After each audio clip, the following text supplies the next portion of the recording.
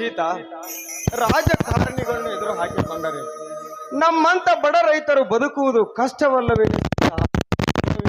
ಕಷ್ಟ ಯಾಕ್ರಿ ಆಗುತ್ತೆ? ಈ ರೈತನಿಂದಲೇ ಈ ರಾಜಕಾರಣಿಗಳು ಉಸಿರಾಡುತ್ತಿದ್ದಾರೆ. ಅದಲ್ಲದೆ ಈ ಭೂಮಿ ಮೇಲಿರುವ ಒಂದು ಪ್ರಾಣಿ ಪಕ್ಷಿಗಳು ಕೂಡ ಈ ರೈತನಿಂದಲೇ ಜೀವಂತವಾಗಿದ್ದಾರೆ. ನಿಜ ಸೀತಾ, ನಿನ್ನ ಮಾತು ನಿಜ.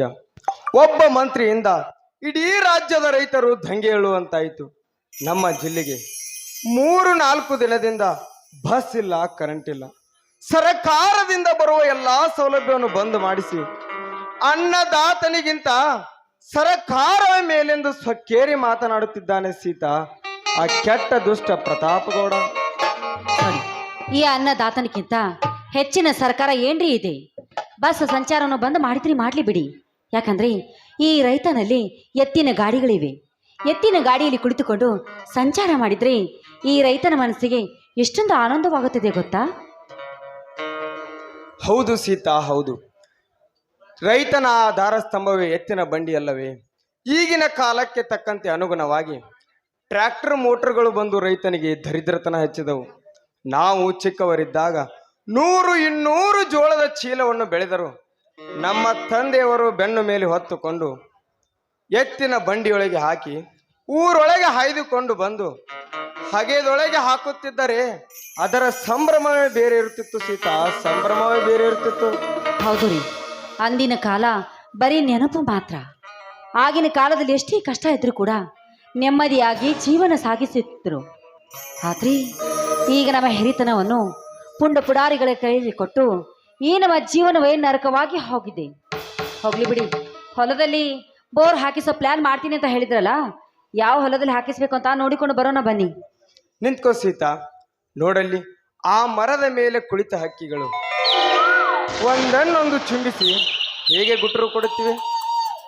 ಹೌದೌದು, ಆ ಹಕ್ಕಿಗಳಿಗೂ ಕೆಲಸ ಇಲ್ಲ, ನಿಮಗೂ ಕೆಲಸ ಇಲ್ಲ.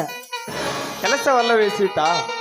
ಆ ಹಕ್ಕಿಗಳಿಗೆ ಒಂದರ ಮೇಲೊಂದು ಪ್ರೀತಿ ಜಾಸ್ತಿ, ಅದಕ್ಕೆ ಅಷ್ಟೊಂದು ಚಿಲಿಪಿಲಿಯಿಂದ ಗುಟ್ರು ಕೊಡುತ್ತಿವೆ. ಆ ಹಕ್ಕಿಗಳ ಚಿಲಿಪಿಲಿ ನಮಗೆ ಸಂಗೀತವಾಗಲಿ, ನಿನ್ನ ಹಾಡು ನನಗೆ ಇಂಚರವಾಗಲಿ. ಈ ನಿನ್ನ ಪ್ರೀತಿಯ ಗಂಡನಿಗೋಸ್ಕರ ಒಂದು ಹಾಡನ್ನು ಹಾಡಬಾರದೆ? ಒಂದಕ್ಕೆ ಬೆಳತಾನ ಹಾಡೋದಾಗೈತಿ ನಿಮ್ ಜೊತೆ. ಆಯ್ತು. ಇಂದು ಆನಂದನ ತಾಳಲಾರೆ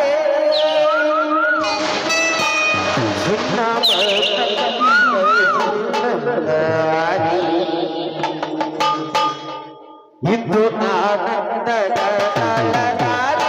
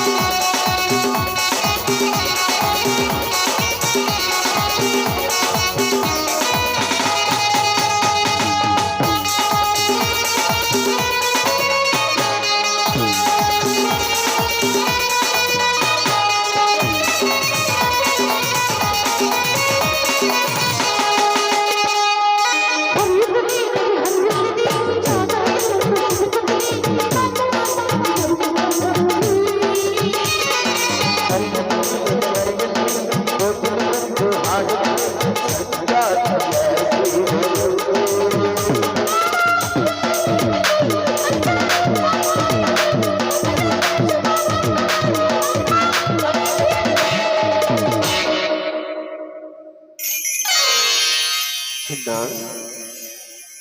ಕಟ್ರಿ ನಿಮಗ ಒಂದು ಸಿಹಿ ಮತ್ತು ಚಾಲು ಆದಾಗೂ ಬೇಕು, ಮುಗ್ಯಾಕ ಬಂದಾಗ ಮುತ್ತು ಬೇಕಾ ನಿಮಗ? ಬೇಕರ್ಲ ಒಟ್ಟು ಬೆಳಕ್ ಹರಿ ಮಠ ಮುತ್ತು ಬೇಕಾ? ಬೇಕ ಬೇಕ ನೀನೆಂದೆಂದು ನನ್ನ ಬಳಿ ಇದ್ದು ಆನಂದದ ಕಡಲಾರೆ. ಚಿನ್ನವ ತಂದೆಯಾಗಿರಲಿ, ಇದ್ದು ಆನಂದದ ಕಡಲಾರೆ. ಚಿನ್ನವ ತಂದೆಯಾಗಿರಲಿ, ನನ್ನ ಕುಸುಮಗಳು, ಕತ್ತೆ ಕುಸುಮಗಳು, ನನ್ನ ಕುಸುಮಗಳು, ಕತ್ತೆ ಕುಸುಮಗಳು.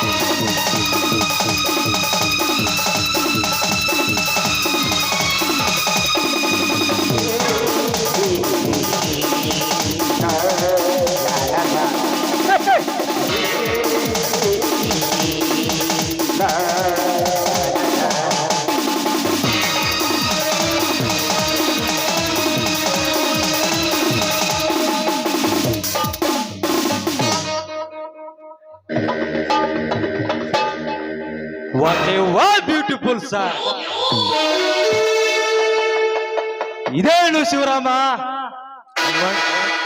ಮನೆಯಲ್ಲಿ ತಮ್ಮಂದ್ರ ಕಾಟವೆಂದು ಹೊಲದಲ್ಲಿ ಬಂದು ಆಡಿ ನಿಲ್ಲುತ್ತಿದ್ದ ಕಾಣುತ್ತಿದೆಯಲ್ಲ? ಛೇ ಛೇ, ಹಾಗೇನಿಲ್ಲ ಸಾಹೇಬರೇ. ಹಾ, ಇರಲಿ ಶಿವರಾಮ್, ಇರಲಿ. ನೀನು ನಿನ್ನ ಹೊಲದಲ್ಲಿ ಬಾವಿ ಕಿಡ್ಸೋ ಪ್ಲಾನ್ ಮಾಡಿದ್ದಂತೆ.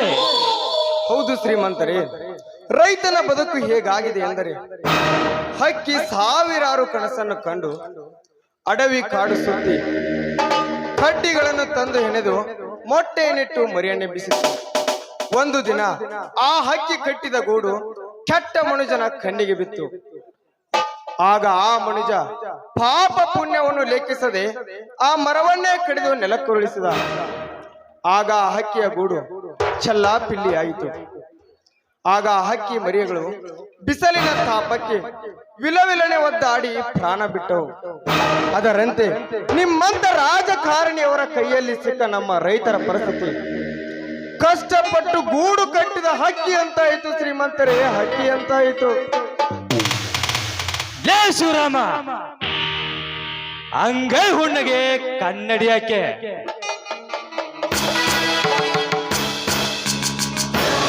ನಿನ್ನ ತಮ್ಮ ಕಾಳಿಂಗ ನಮ್ಮ ಸರ್ಕಾರವನ್ನೇ ಹಾಕಿಕೊಳ್ಳದೆ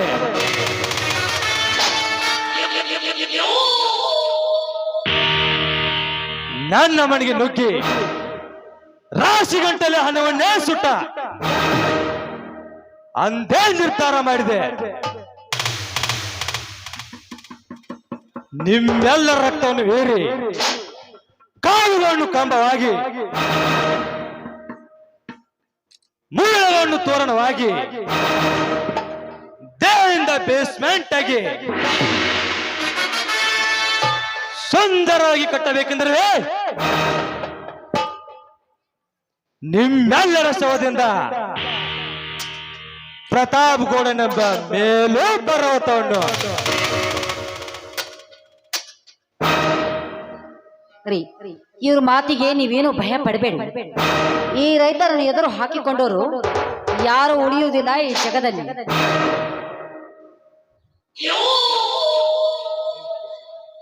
ನಿಂತುಕೋ ಸೀತಾ, ನಿಂತುಕೋ. ಸಾಹಿತಿಗೆ ಇರುವುದು ಬರವಣಿಗೆ ದಾಹ, ಗಾಯಕನಿಗೆ ಇರುವುದು ಹಾಡಿನ ದಾಹ. ಬಟ್ ನನ್ನಂತ ರಾಜಕಾರಣಿಗಿರೋದು ನಿನ್ನಂತ ಹೆಣ್ಣಿನ ದಾಹ. ಗಡಿಬಿಡಿ ಓರ್ಯಪ್ಪ ಗೊತ್ತಾಯ್ತು ಬಿಡ್ರಿ ಅಪ್ಪ ಗೊತ್ತಾಯ್ತ. ಹೆಣ್ಣಿಗೆ ಏನಂದ್ರಿ ಬಂಗಾರ ಆಸೆರ, ಪ್ರೇಮಿಗೆ ಪ್ರೀತಿ ಆಸೆರ, ನಿಮ್ಮಂತವ್ರಿಗೆ ಈ ಹೆಣ್ಣಿನ ಆಸೆ ರೀ ಅಪ್ಪ. ಮತ್ತಾಕ ತಡ ಮಾಡ್ತೀರಿ, ಪಟಾಯಿಸಿ ಬಿಡ್ರಲ್ಲ.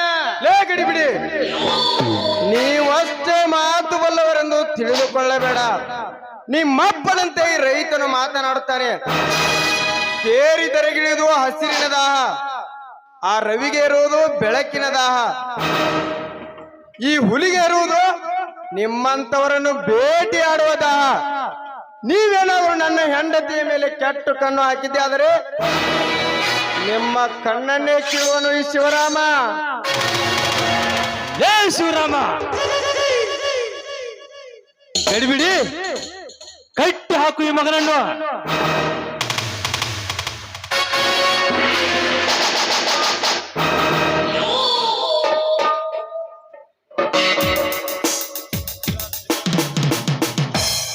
ಗೌಡ್ರ ಈ ಕಟ್ಟೆ ನೋಡ್ರಿ, ಈ ಮಗನ ಮೈ ಚರ್ಮ ಚರ್ಮ ಸುಲದ್ ಬೇಡ್ರಿ ಇವಂಗ, ಅಂದ್ರ ಬುದ್ಧಿ ಬರ್ತೈತ್ರಿ ಇವಂಗ. ಜಿಗಿದಾಡಲಿ ಗಡಿಬಿಡಿ, ಜಿಗಿದಾಡಲಿ. ಎಲ್ಲಿವರೆಗೆ ಜಿಗಿದಾಡ್ತಾನೆ, ಮೈಯಲ್ಲಿ ಶಕ್ತಿ ಇರೋರಿಗೆ ಜಿಗಿದಾಡ್ತಾನೆ. ಕೊನೆಗೆ ಶಕ್ತಿ ಮುಗಿದ ನಂತರ ಷಂಡನಂತೆ ಬೀಳುತ್ತಾನೆ. ಏ ಗೌಡ, ನನ್ನ ಗಂಡ ಷಂಡನಾಗಿ ಬೀಳುವನಲ್ವೋ? ನೀವು ಕಟ್ಟಿ ಹಾಕಿದ ಹಗ್ಗವನ್ನು ಹರಿದು ಹಾಕಿ ನಿಮ್ಮ ಪ್ರಾಣವನ್ನು ತೆಗೆಯುವ ಪುಂಡಾದಾನ. ಪೊಂಡ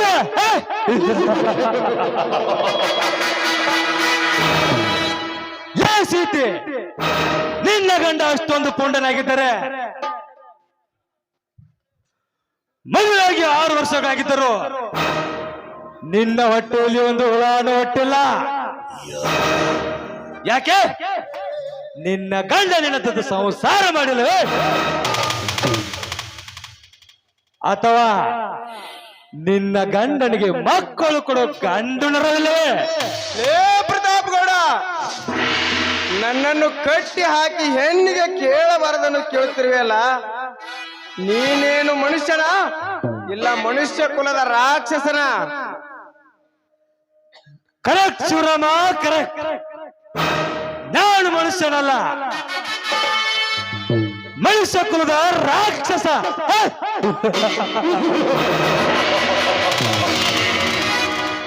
ಏ ಶಿವರಾಮ, ನಿಮ್ಮ ನರಕದ ಜೀವನ ನೋಡಿ ನಾನು ಸಂತೋಷ ಪಡಬೇಕು. ಶಿವರಾಮ, ಈ ನಿನ್ನ ಆಸ್ತಿ ಪತ್ರಕ್ಕೆ ನಿನ್ನ ಸಹಿಯನ್ನು ಹಾಕೋ. ಥು, ನಾಯಿ, ನನ್ನ ಆಸ್ತಿ ಪತ್ರಕ್ಕೆ ಸಹಿ ಹಾಕಿ ನಿಮಗೆ ದಾನವಾಗಿ ಬಿಟ್ಟು ಕೊಡುವುದಕ್ಕೆ ನೀವೇನು ನನ್ನ ತಂದೆಯ ರಕ್ತಕ್ಕೆ ಹುಟ್ಟಿಲ್ಲ. ಲೇ ಶಿವರಾಮ,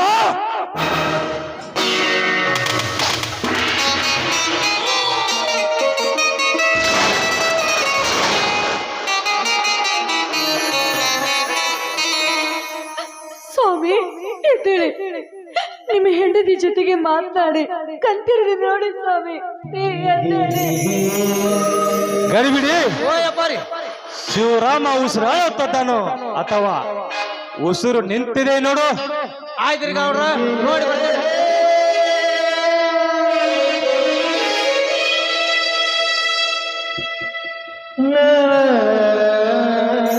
ಗೌಡ್ರ ಇನ್ನ ಉಸಿರಾಡಕತ್ತಾನ್ರಿ ಅಪ್ಪವ. ಹಂಗಾದ್ರ ಇನ್ನೊಂದೆರಡು ಗುಂಡಿಗೆ ಸಾಯ್ಬೋದೇನ? ಸತ್ತ ಹೋಗಿ ಬಿಡ್ತಾನ್ರಿ ಅವ. ಮತ್ತಾಗ ತಡ ಮಾಡ್ತೀರಿ, ಹಾರಿಸಿ ಬಿಡ್ಲ ಗುಂಡ. ನನ್ನ ಗಂಡನನ್ನು ಸಾಯಿಸಿ ನನ್ನನ್ನು ವಿಧವೆಯನ್ನಾಗಿ ಮಾಡಬೇಡಿ. ನನ್ನ ಗಂಡನ ಬಿಟ್ಟುಬಿಡಿ, ನಿಮ್ಮ ಕಾಲಿಗೆ ಬೀಳ್ತೇನೆ. ಎದ್ದೇಳು ಸೀತಾ, ಎದ್ದೇಳು. ನಿನ್ನ ಗಂಡನ ಪ್ರಾಣ ಹೋದರೆ ನೀನು ವಿಧವೆ.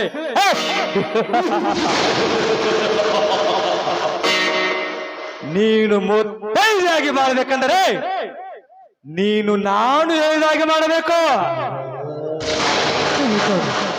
ಹೇಳು, ಗಂಡನ ಸಲುವಾಗಿ ಯಮನ ಜೊತೆಗೆ ಹೋರಾಟ ಮಾಡಿ ತನ್ನ ಗಂಡನ ಪ್ರಾಣವನ್ನು ಮರಳಿ ಪಡೆದುಕೊಂಡಳು ಆ ಸತಿ ಸಾವಿತ್ರಿ ಅದ್ರತ್ತೆ ನನ್ನ ಗಂಡನಿಗೋಸ್ಕರ ನೀವೇನೇ ಹೇಳಿದ್ರು ನಾನು ಕೇಳ್ತೀನಿ, ಹೇಳಿ ಏನು ಅಂತ. ಅಲ್ವಾ ತಂಗಿ, ನಮ್ಮ ಗೌಡ್ರ ಏನ್ ಹೇಳ್ತಾರ ಅದನ್ನೆಲ್ಲ ಕೇಳ್ತು ನನ್ನ ಕತ್ತೈತಿ. ಜೇರುಗಡ್ತ 5 ನಿಮಿಷ ನಿನ್ನ ಮೈ ಸುಖ ಕೊಡಂದ್ರೆ ಕೊಟ್ಟ ಬಿಡ್ತೇನವ. ಬಾಯಿ ಮುಚ್ಚೋ ಹೊಲಸು ತಿನ್ನೋ ಹಂದಿ. ನನ್ನ ಮಾನದ ಜೊತೆಗೆ ನನ್ನ ಗಂಡನ ಪ್ರಾಣನೂ ಉಳಿಯಬೇಕು. ಒಂದು ವೇಳೆ ನನ್ನ ಮಾನ ಹೋಗೋ ಪ್ರಸಂಗ ಏನಾದ್ರೂ ಬಂದಿದ್ದೆ ಆದ್ರೆ ನನ್ನ ಪ್ರಾಣ ಕೊಡುವುದಕ್ಕೂ ಕೂಡ ನಾನು ಸಿದ್ಧಳಾಗಿರುತ್ತೇನೆ.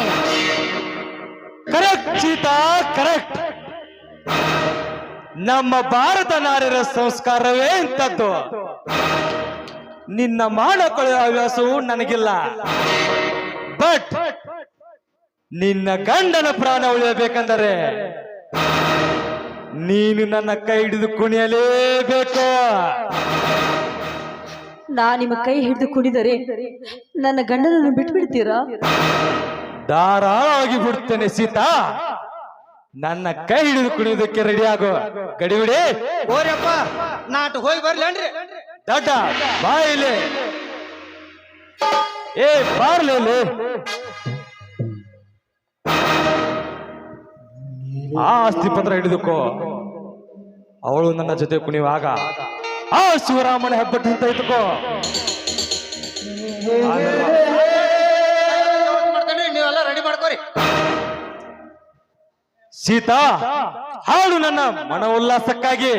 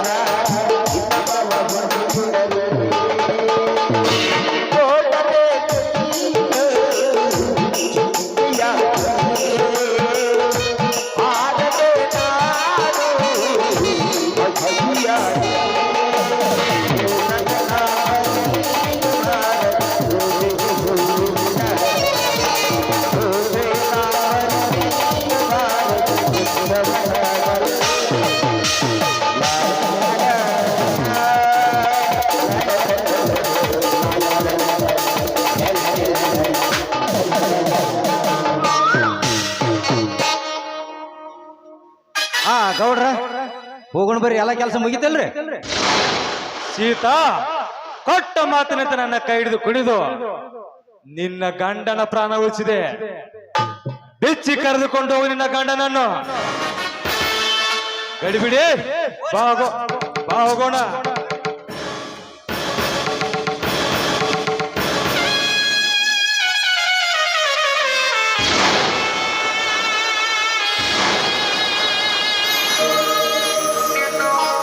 ಹೋಗಿರ್ಬೋದು. 2 ದಿನ ಬಾಯ್ತು, ಅವನ್ ಫೋನ್ ಸ್ವಿಚ್ ಆಫ್ ಆಗಿದೆ. ಮೋಹನ್, ನಿನ್ನ ಕಾಣದೆ ಈ ನಿನ್ನ ಪ್ರಿಯಳು ಕನಸು ಕಾಣ್ತಾ ಇದ್ದಾಳೆ. ಆದಷ್ಟು ಬೇಗ ಬಾ, ನನ್ನನ್ನು ಬಿಗಿದಪ್ಪಿ ಹಾಡು ಬಾ. I love you Mohan, I love you.